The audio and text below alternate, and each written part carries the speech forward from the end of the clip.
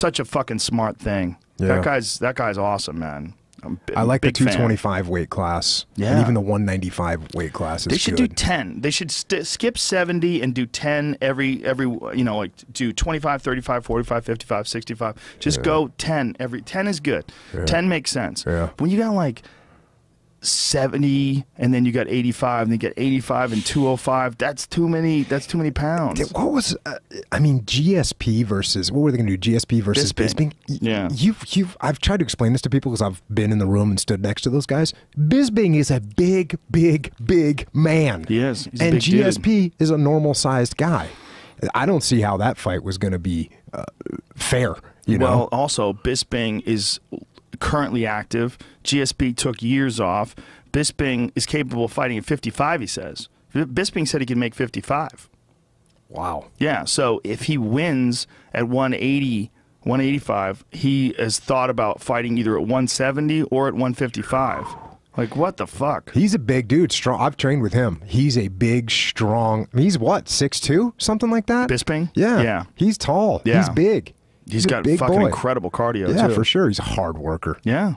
Yeah, that guy is a perfect example of just like the ultimate like bulldog mindset and just refusing. And now look at him, he's the champ. Yeah. And he took that fight on what, a week's notice, 2 weeks notice against Rockhold to win the championship? Yeah, not even that. I think it was a few days. I think it was like 11 days notice or something. What's Rockhold crazy. doing now? Just being pissed, talking shit to Dana White on Twitter.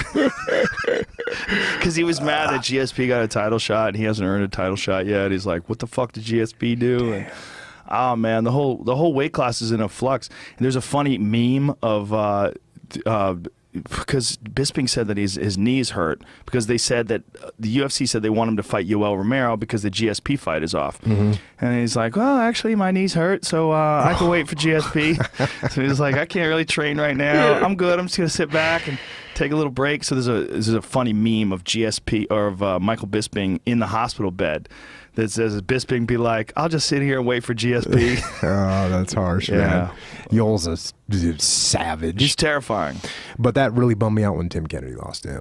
Well, that was cheating. Yeah, that shouldn't have happened. It was cheating. And that was horrible. Tim did a little bit of cheating in that fight, too. What did he do? He grabbed his gloves. Oh. He's grabbed the inside of his glove and punched him in the face a couple times while he's holding Yoel's glove. Oh. But people show that in slow motion. But what they don't understand is you're showing slow motion. Like, it looks like he's holding onto it for a while and punching. In real life, it was less than a second or maybe a second. And it's probably just chaos. Yeah. And he's grabbing hold of something. Just throwing shit, whether or not he actually knew that he had his glove consciously. The gloves make a really big difference in grappling. Yeah, and, huge. You got to train with them if you're going to fight with them. You know, well, securing chokes. I mean, even Damian Maia, you see him get rear naked chokes with the hand on top of the head, like old school Ken Shamrock style. Yeah. Like he'll because he can't get the hand back there. He just can't get it. Yeah, and people start grabbing. If you get a guillotine and people are grabbing the inside of that glove, it's hard. It's a lot harder to finish stuff when people have gloves on. Well, some people finish with it. Josh Thompson used to grab his own glove, which you can do. You could get deep in there. I saw him choke somebody out with that. I was like, ooh, you can do that. I think you can grab your own glove. Yeah. And that makes a nice handle if you can slip your fingers in there. You have to train with them if you're going to fight with them. You have to. Oh, it's amazing how hard it is to choke people when you have those, especially those Pride gloves, the big padded ones.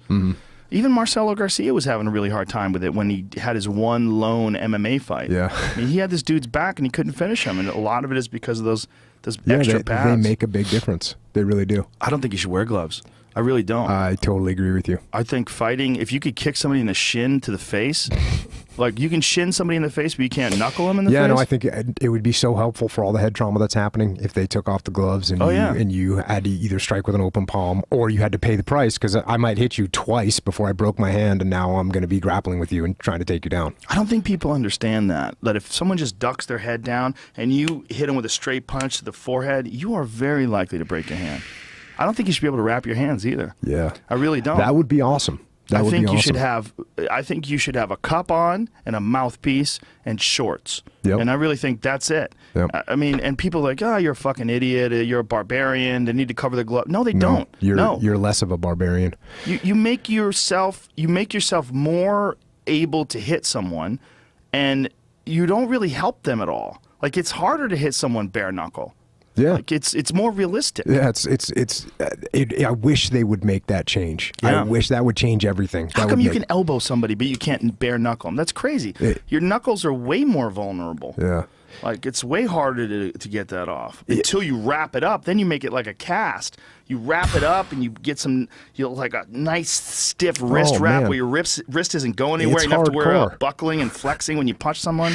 It's hardcore when they wrap up those hands, boy. Like, even like holding pads for guys when we're backstage getting ready. Like, they just turn it up. Yeah, yeah. But they'll never make that change, I don't think. I think they should. And I think for the head trauma of the people that are fighting is that's who really needs it. For sure. Hit in the head all those times. And it's not good for you. No, it's not good for you. And again, that goes back to the grappling thing. I think we see more submissions. I think it would be way easier to catch people with stuff.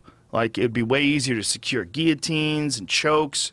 It's just you wouldn't have all these restrictions of having something on your hands. Your hands need to be able to articulate and move to secure certain grips, and you'd see a lot more submissions, I think. Yeah, it's too bad they don't make that change. It'd be better for everyone.